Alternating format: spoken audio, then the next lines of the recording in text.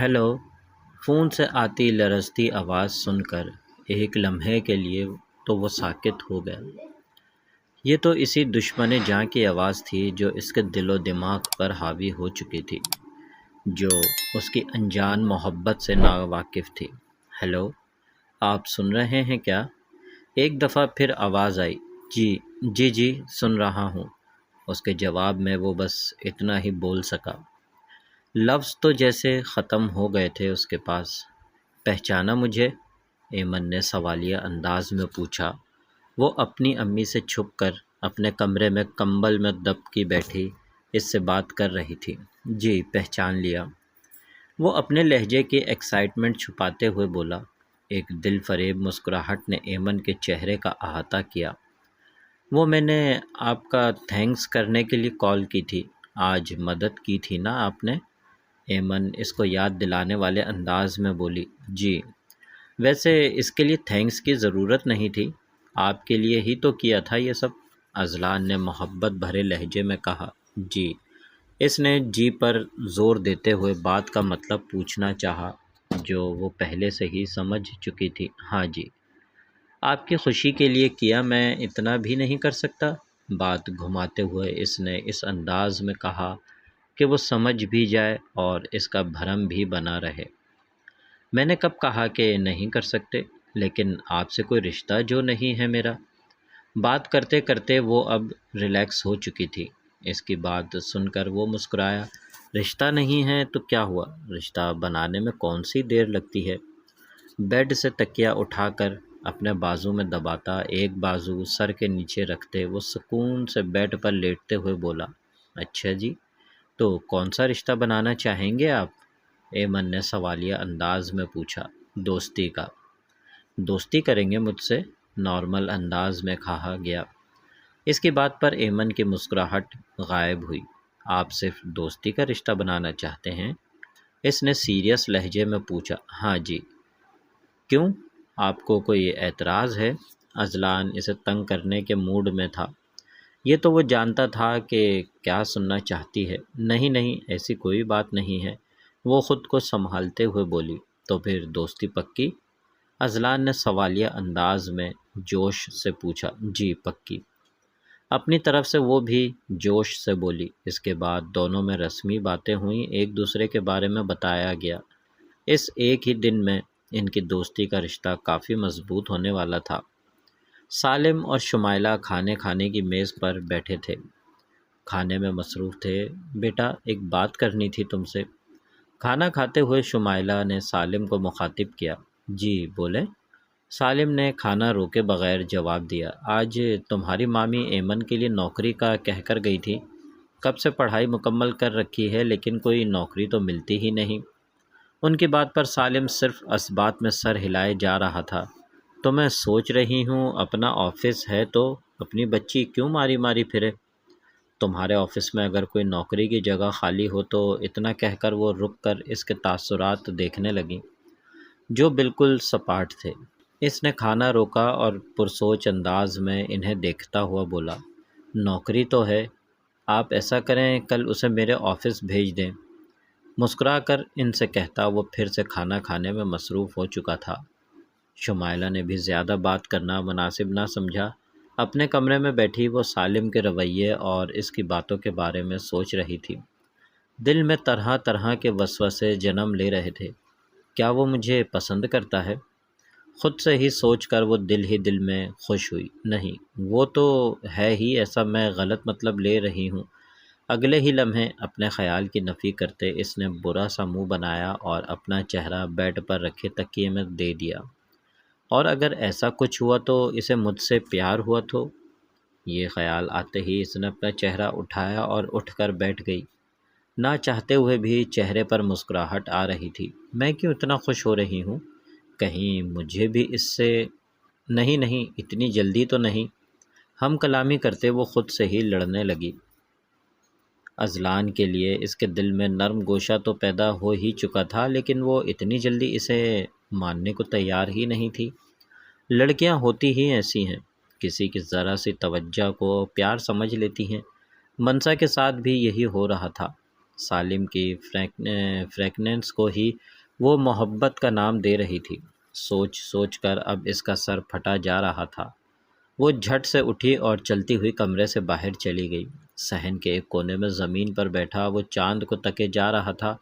اپنے پیچھے کسی کی آہٹ سن کر اس نے پیچھے مڑ کر دیکھا۔ منسا تعجب سے اسے دیکھتی چلتی ہوئی آئی اور اس کے ساتھ آ کر بیٹھ گئی۔ بھائی، آپ اس وقت اکیلے یہاں کیا کر رہے ہیں؟ جواب دینے سے پہلے اذلان نے حیرانی سے اسے دیکھا۔ اچھا، غلطی سے آپ کو بول گئی۔ تم یہاں کیا کر رہے ہو؟ منسا دوبارہ اپنی ٹون میں آ کر بولی۔ میں یہاں ڈانس کی کلاس لے رہا تھا، سوچا فارغ وقت میں کچھ تو سیکھ لوں۔ اپنی ہنسی دباتے وہ منسا کو دیکھتے ہوئے بولا۔ اچھا جی، مجھے لگتا ہے میری آنکھیں خراب ہو گئی ہیں کیونکہ مجھے تمہارا غائبانہ ڈانس نہیں دکھ رہا۔ منسا ایک آئیبرو اٹھا کر بولی۔ تمہیں لگتا ہے مطلب میڈم تمہاری آنکھیں شروع سے ہی خراب ہیں؟ اس کی بات پر اس نے ہاتھ کا مکہ بنا کر اس کی کمر پر مارا۔ میں لڑائی کے موڈ میں نہیں ہوں چڑیل، اذلان نے اپنی کمر سہلاتے ہوئے کہا۔ اچھا، تو کس موڈ میں ہو تم؟ منسا اسی کے انداز میں بولی۔ پتہ نہیں۔ وہ ایک دفعہ پھر چاند کو دیکھنے لگا۔ منسا منہ بنا بنا کر اسے دیکھنے لگی۔ صحیح بتائیں کیا بات ہے؟ وہ اسے دیکھتی سنجیدہ لہجے میں بولی۔ کوئی نہیں۔ اس کی طرف دیکھے بغیر کہا گیا۔ منسا نے بھی اور کچھ نہیں کہا اور چاند کو دیکھنے لگی، کیونکہ وہ جانتی تھی اس کو کوئی بات بتائے بغیر اس کا بھائی رہ نہیں سکتا تھا۔ کچھ دیر دونوں میں خاموشی رہی۔ ایک بات پوچھوں منسا؟ اذلان نے خاموشی توڑتے ہوئے کہا۔ منسا کے چہرے پر ایک فاتحانہ مسکراہٹ آئی۔ پوچھو، وہ عام سے انداز میں بولی۔ اگر کوئی اچھا لگ جائے تو اسے کیسے بتایا جائے کہ وہ آپ کو اچھا لگتا ہے؟ اذلان نے صاف لفظوں میں پوچھا، کیونکہ اتنا تو وہ جانتا تھا کہ وہ جتنے بھی ڈھکے چھپے انداز میں بولے منسا نے سمجھ ہی جانا تھا۔ کیا؟ منسا اب آنکھیں پھاڑے اسے دیکھ رہی تھی۔ آپ کا مطلب ہے آپ کو کوئی پسند آ گئی ہے؟ ایکسائٹمنٹ میں وہ بلند آواز میں بولی۔ آہستہ بولو چڑیل۔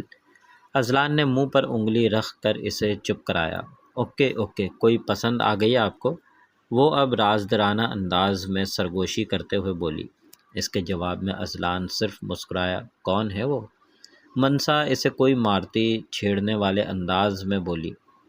یہ میں تمہیں بعد میں بتاؤں گا، پہلے جو پوچھا ہے اس کا جواب دو۔ وہ ماتھے پر انگلی رکھے سوچنے والے انداز میں بولی۔ تو جو آپ کو اچھا لگتا ہے آپ کو جلدی سے اس کو بتا دینا چاہیے، یہ نہ ہو کہ اسے کوئی اور لے اڑے۔ آخری بات پر منسا نے ہنسی دبائی۔ تم مشورہ دے رہی ہو یا ڈرا رہی ہو؟ اذلان اسے گھورتے ہوئے بولا۔ بھائی میں نے تو مفت میں بہت ہی مفید مشورہ دیا ہے، اب آپ کی مرضی، عمل کرو نہ کرو۔ یہ کہتے ہوئے وہ ہاتھوں کے سہارے زمین سے اٹھی اور کھڑے ہو کر اپنے ہاتھ جھاڑتے ہوئے کہا۔ مجھے تو نیند آئی ہے، آپ یہاں بیٹھ کر اپنی محبوبہ کے خواب دیکھیں۔ منسا آنکھ دبا کر کہا اور وہاں سے دوڑ لگا دی۔ اذلان بس اس کو گھور کر رہ گیا۔ صحن میں ایک چارپائی پر تسلیم اور دوسرے پر ایمن لیٹی ہوئی تھی۔ اتنے میں تسلیم کا موبائل بجنے لگا۔ انہوں نے کال اٹھائی اور فون کان سے لگایا۔ جی ٹھیک ہے، بہت شکریہ۔ جی آ جائے گی۔ ایمن کو بس یہی سنائی دے رہا تھا۔ کچھ دیر کے بعد انہوں نے کال بند کی اور ایمن سے مخاطب ہوئی۔ ایمن؟ جی امی؟ تمہاری پھپھو کا فون تھا، کہہ رہی تھیں کہ سالم نے کہا ہے کہ کل ایمن اس کے آفس آ جائے نوکری کے لیے۔ اچھا؟ ایمن نے غیر دماغی سے جواب دیا۔ سوچوں کا محور تو اس وقت کوئی اور تھا۔ کل صبح جلدی اٹھا دوں گی تمہیں، اور ہاں کوئی بے وقوفی نہ کر دینا اس کے سامنے، یہ نہ ہو اتنی اچھی نوکری ہاتھ سے دھو بیٹھو۔ تسلیم نے اسے سمجھاتے ہوئے کہا۔ اچھا نا امی، صبح دیکھ لیں گے، ابھی تو سونے دیں۔ ایمن نے کروٹ بدل کر آنکھیں بند کر لی۔ تسلیم بیگم اس کے بدلتے تیور پر حیران ہوئی۔ میں آئی کم ان سر؟ وہ جو خالد صاحب کے ساتھ کچھ ڈسکس کر رہا تھا منسا کی آواز پر اس کی طرف متوجہ ہوا۔ خلاف معمول اس کے چہرے پر مسکراہٹ آئی جو اور کسی کے لیے نہیں آتی تھی۔ کم ان۔ یہ کہہ کر وہ خالد صاحب کی طرف متوجہ ہوا اور نظروں کے اشارے سے انہیں جانے کا کہا۔ وہ تابعداری سے اٹھا اور ایک نظر ان دونوں کو دیکھتے بنا کچھ کہے وہاں سے چلے گئے۔ خالد صاحب وہ واحد آدمی تھے جو اندر کی بات سے بھی واقف تھے، لیکن وفاداری نبھاتے ہوئے کبھی کسی سے کچھ نہیں کہا تھا۔ ان کے جانے کے بعد منسا چلتی ہوئی آئی اور اس کے سامنے والی سیٹ پر بیٹھ گئی۔ سر، یہ تیار کر لی ہے میں نے، منسا نے ایک فائل اس کی طرف بڑھاتے ہوئے کہا۔ اس نے مسکرا کر وہ فائل لی۔ فائل لیتے وقت اس نے جان بوجھ کر اپنی انگلیوں سے منسا کی انگلیوں کو ٹچ کیا۔ منسا نے چونک کر اسے دیکھا، لیکن وہ سر جھکا کر فائل پر دیکھتا رہا۔ مسکراہٹ اب بھی قائم تھی تاکہ اس کو پتہ چلے کہ جان بوجھ کر کیا گیا ہے۔ منسا نے قدرے شرماتے ہوئے نظریں جھکا لی۔ گڈ۔ سالم کی آواز پر اس نے نظریں اٹھا کر اسے دیکھا۔ آفس کا کام بھی اچھا کر لیتی ہو تم، سالم نے اس کی تعریف کرتے ہوئے کہا، جس پر وہ مسکرائی۔ لیکن اب تمہیں کو یہ سب کرنے کی ضرورت نہیں، میں نے نیو سیکرٹری کا انتظام کر لیا ہے۔ اس کی بات پر منسا کے چہرے پر پریشانی کے آثار نمایاں ہوئے۔ کیا آپ مجھے نکال رہے ہیں اس جاب سے؟ وہ پریشانی سے جلدی بولی۔ اس کی بات پر سالم نے ہلکا سا کہکہا لگایا۔ ارے نہیں، نیو سیکرٹری تو اس لیے تاکہ آپ پر برڈن کم ہو۔ اس کی بات پر منسا نے سکون کا سانس لیا۔ سالم نے اپنی بات جاری رکھتے ہوئے کہا، تم کو نکال سکتا ہوں بھلا میں؟ وہ اس کی آنکھوں میں دیکھتے بولا، کیوں نہیں نکال سکتے؟ کیا؟ وہ اسی کے انداز میں بولی۔ وہ اپنی چیئر سے تھوڑا آگے ہو کر جھکا۔ بالکل بھی نہیں، تم تو اب زندگی میں شامل ہو گئی ہو میری، تمہیں اب چاہ کر بھی خود سے دور نہیں کر سکتا۔ وہ اس پر نظریں گاڑے بولا۔ اس کے دبے اقرار پر منسا بلش کرنے لگی۔ کچھ بولنے کے لیے اس نے لب کھولے ہی تھے کہ خالد صاحب اندر آنے کی اجازت مانگنے لگے۔ اس کی بات منہ میں ہی رہ گئی۔ میں آئی کم ان سر؟ کیا کام ہے خالد صاحب؟ وہ کوفت سے بولا۔ سر، وہ کوئی لڑکی آئی ہے، کہہ رہی ہے آپ نے بلایا ہے ملنے کے لیے، ایمن نام بتا رہی ہے اپنا۔ خالد صاحب نے ایک ہی سانس میں مختصر کر کے بات بتائی۔ اچھا، بھیج دیں انہیں؟ وہ ایک ترچھی نگاہ منسا پر ڈالتے بولا۔ منسا نے حیرت سے اسے دیکھا۔ میں چلتی ہوں سر۔ اس کے کچھ کہنے سے پہلے ہی وہ اٹھی اور بنا کچھ سنے کمرے سے باہر چلی گئی۔ سالم کو ایمن پر بے اختیار غصہ آیا۔ تھوڑی دیر کے بعد ایمن کمرے میں داخل ہوئی۔